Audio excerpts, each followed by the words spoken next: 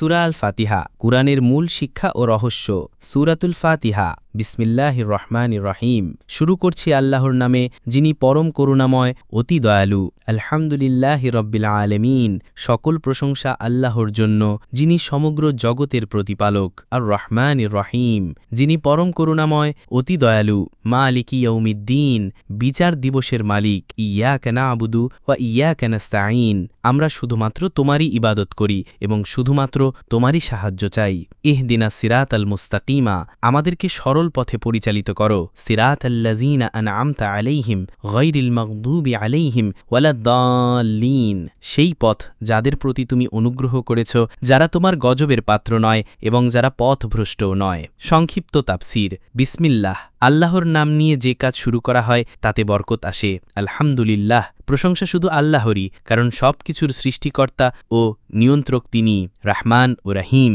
আল্লাহর দয়া অসীম দুনিয়া ও আখিরাত উভয় জগতেই তার করুণা প্রকাশ পায় মালিকি ইয়াউমিদ্দিন বিচার দিবসের মালিক একমাত্র আল্লাহই হুকুম দেবেন ইয়াকা না'বুদু ওয়া ইয়াকা নাস্তাঈন একমাত্র আল্লাহরই ইবাদত করা এবং কারো কাছে সাহায্য না চাওয়া এটা তাওহীদের মূল শিক্ষা ইহদিনাস সিরাতাল মুস্তাকিমা সরল পথ মানে কোরআন ও রাসূল সাল্লাল্লাহু আলাইহি ওয়াসাল্লামের অনুসরণ সিরাতাল্লাযীনা আন'আমতা আলাইহিম নবী সিদ্দিক শহীদ ও সৎকর্মশীলদের পথ গায়রিল মাগদুবি আলাইহিম যারা সত্য জেনে তা অমান্য করেছে যেমন ইয়াহুদ ওয়ালাদ-দাল্লিন যারা অজ্ঞতার কারণে ভুল পথে গেছে যেমন নাসারা বা খ্রিস্টান একটি ঘটনা হাদিসে এসেছে রাসূলুল্লাহ সাল্লাল্লাহু আলাইহি ওয়াসাল্লাম বলেছেন যে ব্যক্তি আল ফাতিহা পাঠ করে আল্লাহ বলেন যে আমার বান্দা আমার প্রশংসা করেছে এখানে বোঝানো হয়েছে আল ফাতিহা শুধু দোয়া নয় আল্লাহর সঙ্গে এক ধরনের সংলাপ যখন বান্দা বলেন ইয়াকা না'বুদু তখন আল্লাহ বলেন এটা আমার আর আমার বান্দার মধ্যে